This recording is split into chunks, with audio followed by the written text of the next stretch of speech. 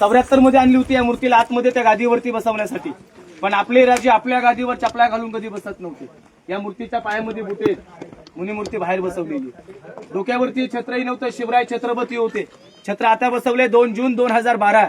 आपल्या राजांचे वारसदार सातारा उदयनराजे भोसले त्यांच्या हस्ते छत्र बसवलं गेलं. आता मूर्तीच्या समोर बघा, हे मोकळं मैदान पाहताय ना, या जागेला म्हटलं गेलं होळीचं मैदान. शिमग्यामध्ये आपण पेटवतो ना, पूर्वी इथे पेटवली जायची. इथे पेटवली की आजूबाजूच्या गावातून त्या गडकिल्ल्यातून पेटायच्या. राजांचा नियम होता, एकदा ती आग पेटवली, आगीमध्ये आपले राजे नारळ टाकायचे.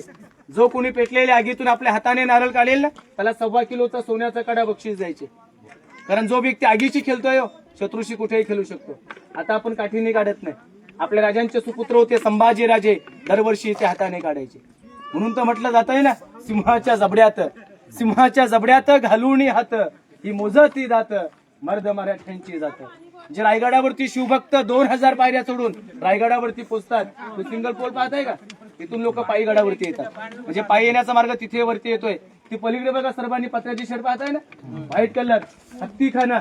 जर मलाठी हत्ती लहान पिलं पालखीमध्ये आणली होती ना, तिथे मोठं केलं. ते आता आपल्या गव्हर्नमेंटचं ऑफिस आहे, आपल्याला आज जाता येत नाही. समोर हे मार्केट आहे, बाजारपेठ. अहो लांबीला 800 फूट आहे, रुंदीला 40 फूट आहे. दोन्ही साईडला दुकान आहेत, 22. आगे दुकान पिछे मकान. पुढे दुकान लावून लोक पाठीमागे राहायचे.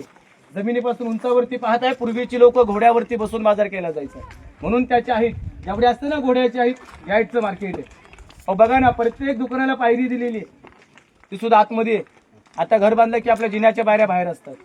जी वस्तू आता पाहिजे ना आपल्याला जिवंत राहायला, 400 वर्षापूर्वी इथे भेटायची. राजधानी होती, आजूबाजूच्या गावातून गडकिल्ल्यातून लोक इथे मार्केटला यायचे. मेन कारण होतं, घोड्यावरती किंवा पालखीमध्ये बसून बाजार केला जायचा. मग ज्यांच्या ताब्यामध्ये मार्केट होतं ना, त्यांचं नाव होतं नागाप्पा शेट्टी. शेट्टी होते. डाव्या हातावरून 7 नंबर दुकान त्यांचं आहे. पूर्वी कोणालाही नावं लिहायची परमिशन नव्हती. आता आपली नावं कुठेही असतात, मग त्यांची काहीतरी आठवण पाहिजे ना, म्हणून त्यांच्या दुकानावर दगडामध्ये नाग कोरलेले, दगडामध्ये नागाचं सिंबॉल दिलेले. आता इथून पुढे तुम्हाला जावं लागेल. इथून तुम्ही पुढे गेलात, बाजारपेठ संपली, लेफ्ट मारला की पाऊण तासावरती आडवा डोंगर, टकमाक टोक, जिथून कायद्यांना फेकायचे. आणि हा तुमचा राजमार्ग आहे, तिथपर्यंत तुम्ही पोहोचू शकताय. तिथे एकाच ठिकाणी 4 स्पॉट आहेत. माहितीचं काम माझं आहे, तुमचं काम दर्शनच आहे.